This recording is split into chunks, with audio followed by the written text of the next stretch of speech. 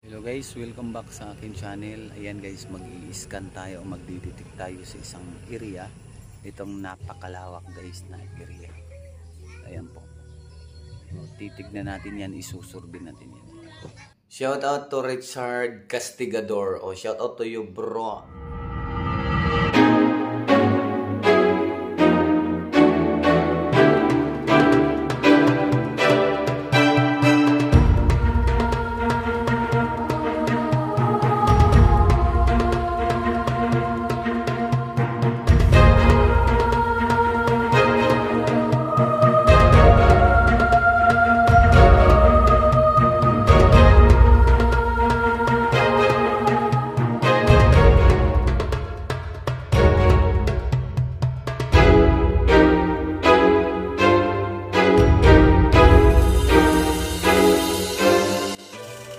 So ayan guys, welcome po tayo sa aking panibagong vlog. For today's video guys ay share ko sa inyo itong site na aking pinuntahan guys. So inanarate ko sa inyo kung ano po yung dahilan kung bakit nandirito po tayo guys. Ayan, makikita nyo ang aerial footage ng buong lugar guys. Itong daruhan, itong maisan guys, itong farmlot na malinis kasi nga ito guys dati dito may ibinabaon yung hapon ayon po sa ating mga pagsusuri, ayon po dito sa may-ari ng lupa na ang sabi ay meron po siyang treasure dati guys. Ayan, sinuyod ko muna, sinisid ko muna gamit ang aking drone, pinalipad ko ang aking drone, hinahanap namin yung mga old tree na sinasabi. Banda rito sa kabila ng ilog, meron daw ditong napakalaking baliti tree, kaya lang wala na po sa ngayon guys. Hindi na po natin nakita dahil na-cultivate na po itong kalupaan dito guys, dito sa Pulangi River. Ayan, Pulangi River, Valencia City. Ayan po guys. So magsisimula akong mag-detect dito sa Araruhan guys dahil dito nga meron sila nga nakuha guys na isang item guys. Meron sila nakuha dito guys. So start tayo guys. Gagamitin natin siya ng frequency locator para malocate natin kung ano man yung mga mahahagip dito sa buong area, kung meron man na meron siyang mahahagip na kahit anong bagay dyan, yung mga antiques, giveaways at kung ano-ano pa guys.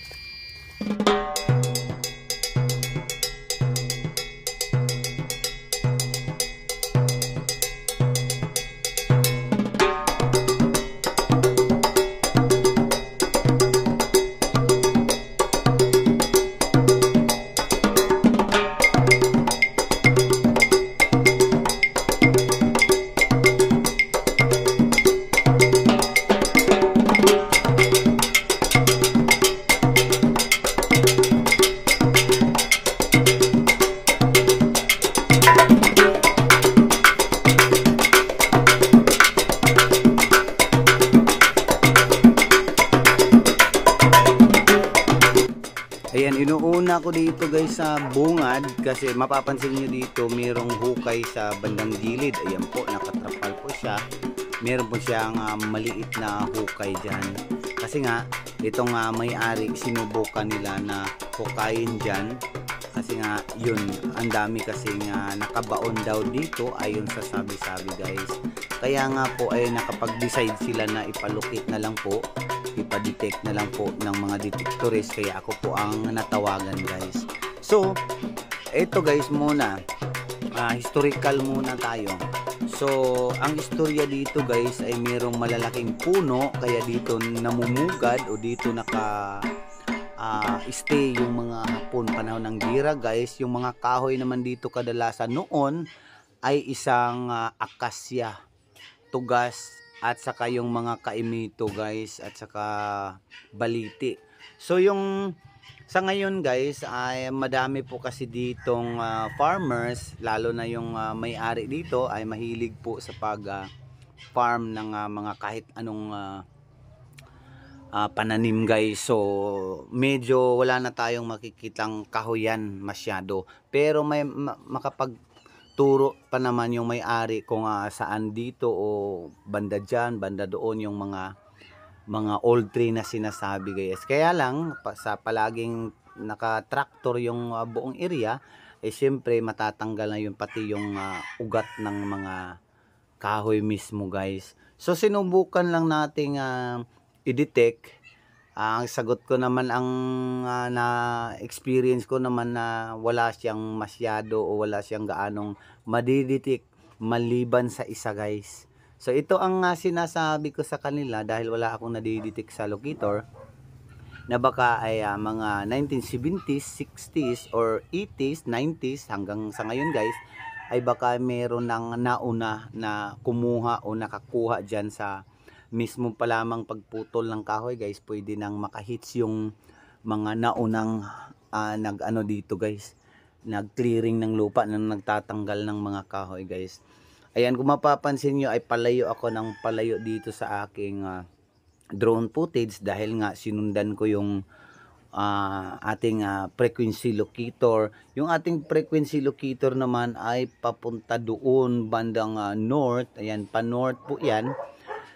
Kasi papunta siya sa isang old cemetery. So may cemetery pala dyan, may lumang cementerio dyan. Dyan naghahagip o dyan nagdidetect yung ating frequency locator.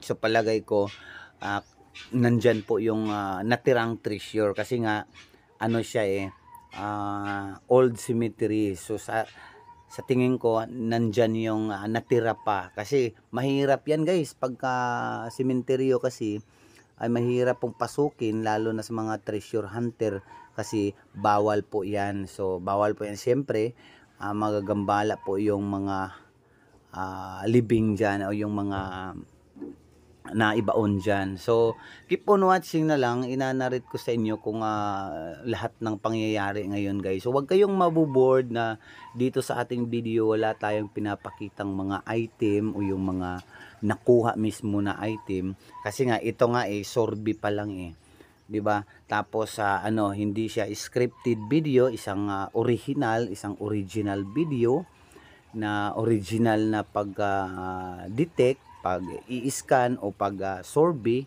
So wala pong halong biro guys, wala pong scripted video. So just relax and comment na rin kung meron kayong mai-comment dyan sa aking video vlog. Basta ito yung buong lugar niya. Ayan, tabing ilog. Tapos dito may araruhan. Ang sabi nga ay maraming kahoy dito dati. Tapos may nakahits dito na 3 bars dito mismo sa araruhan guys, yung giveaways. Tapos guys, ang sabi ng may-ari dito, may pumunta daw ditong isang grupong treasure hunter, sinasabing dito sa sementeryong ito papuntang south, kasi nga nasa north yan, papuntang south. So ibig sabihin dito sa araruhan mismo guys, na ang sabi ang dami-dami daw na ibaon dahil nga na-satellite nila by NASA. So ewan ko lang. Tapos dito mapapansin nyo may butas. Ayan po, nakunan po yan ng ebidensya na meron talagang item dyan. So keep on watching na lang guys, at i-scan pa ako at magdidetect. Tapos meron pa tayong mga iba pang video katulad nito. At same day na ginawa kong video, ayan, lipat muna ako doon sa river mismo. So sa ilog mismo, merong karugtong nitong ating video. Sa ilog mismo ako magdidetect dahil nga ang istorya naman doon ay iba rin ang istorya doon. Same pa rin ang may-ari na ang sabi, meron silang kahon na simento doon na nakita mismo sa tubig. Tapos tinalian nila nung naghukay sila. So kinagabihan guys, dahil ginabi sila na naghukay, tinali nila ng lubid yung treasure box na cemented box. Tapos kinaumagahan binalikan nila guys. So biglang lumakas ng ulan ng gabi. So pagkabukas ay ang sabi niya nawala daw yung box, yung lubid na lang na naitali doon sa may puno guys. So yun ang masamang balita guys.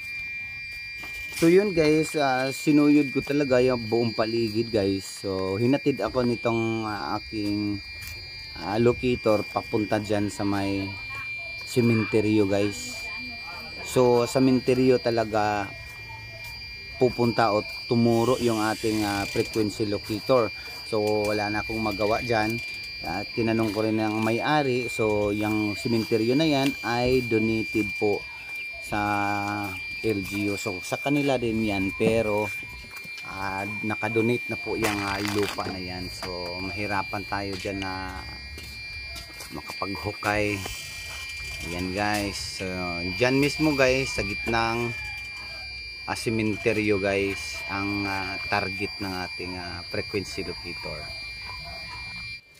Yan guys, ang dinetect natin ngayon ay dito sa Kapatagan guys, dahil kwento nga nito ay dating nagkakampo dito yung hapon panahon ng gera guys.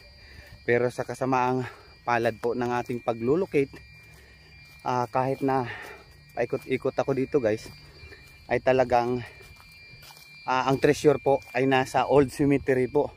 So nasa cemetery po yung talagang item, yung nahahagip po ng ating gold reader. So talagang nando doon ang kanyang detection. Talagang wala dito guys sa paligid na ito guys. So keep on watching na lang sa susunod na ating mga video guys, dahil share ko rin sa inyo ang mga update about dito sa scanning na nasa sementeryo guys. Iwan ko lang kung anong gagawin natin dyan, kung papayagan tayo ng local LGU dito na maghuhukay tayo dyan. Pero sa tingin ko ay hindi. Yun lang guys, maraming salamat sa inyong panonood. Kung kayo rin ay mayroong mga areas na papasurvey, isusurvey po natin guys. Yan, keep on watching at subukan ko muna dito guys.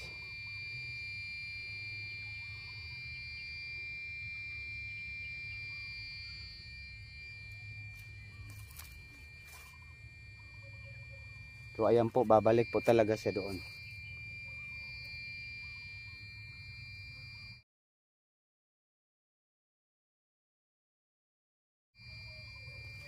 So ayan po guys, so meaning wala na tayong magagawa dito.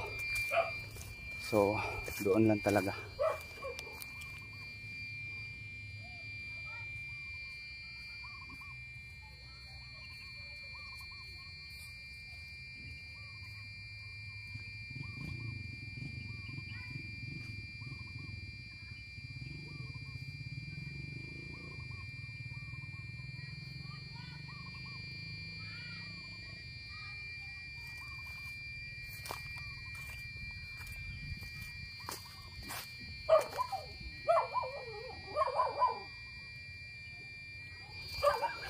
So yun lang muna guys, maraming salamat sa inyong panonood. Thank you so much, God bless.